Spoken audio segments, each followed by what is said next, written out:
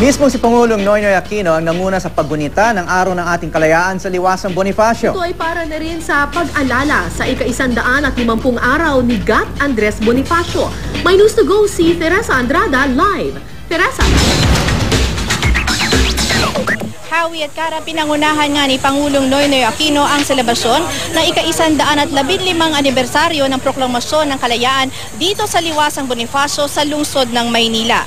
Maaliwalas ang panahon ngayon, maaraw at tamang-tama lang para sa okasyong ito. Pasado alas 8 ng umaga, dumating ang Pangulo at nagsimula na ang seremonya.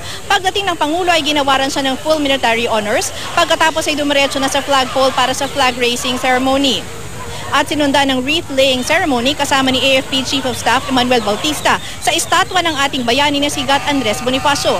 Pagkatapos nito ay nagsimula na ang programa. Nagkaroon muna ng pagdarasal at pagkatapos ay nag-umpisa na nga ang programa. Kabilang sa mga opisyal na dumalo ngayong umaga ay sina DILG Secretary Mar Rojas, DFA Secretary Albert Del Rosario, Defense Secretary Walter Gasmin, Manila Mayor Alfredo Lim, MMDA Chairman Francis Tolentino, at mga opisyal ng National Historical Commission at Philippine Postal Corporation.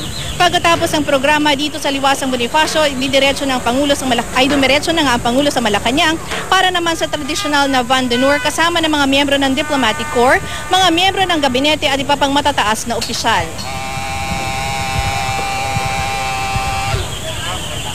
Howie at Kara, taon-taon nga ginugunita natin yung Araw ng Kalayaan bilang papaalala sa bawat Pilipino na ang kalayaan ay dapat nating bigyang halaga. Kanina nga isa sa inantabayanan bukod dun sa flag raising at wreath-laying ceremony ay yung talumpati ni Pangulong Aquino sa harap ng mga dumalo kaninang umaga. Ayon sa kanya sa paggunita natin ng ika-115 anibersaryo ay binigyang diin ng Pangulo ang kahalagahan ng pag-alaga nito lalo na sa gitna ng mga hamong kinaharap ng ating bansa ngayon. Ayon sa Pangulo, tayo ay naninindigan para sa ating bayan, sa ating sariling soberanya. Pero ayon sa Pangulo, habang iginigiit natin ng ating karapatan, ito ay ating ginagawa sa mahinahon at diplomatikong paraan. Anya ang anumang aksyon raw kasi nagagawin ng pamahalaan dapat isaalang-alang ang epekto sa sambayan ng Pilipino. Anya, wala sa lahing Pilipino ang pagiging agresibo, pero hindi rin naman tayo tumitiklop kapag tayo ay hinahamon. Sa pagsulong daw natin ng ating karapatan, kaakibat din ito ang pagbigay ng suporta at pagpapalakas ng ating sandatahang lakas. Malinaw ang naisip pa batid. Howie, Kara, sa ngayon ay nakaalis na nga ang Pangulo pero meron pa rin mga spectators, no, mga tao na nandito. Yung iba ay nagpapakuha ng litrato dun sa estatwa ni Gat Andres Bonifacio habang ang iba naman ay pinagmamasdan yung malaking bandila dito sa harapan ng post office. At yan muna ang latest mula dito sa Liwasang Bonifacio. Howie, Kara.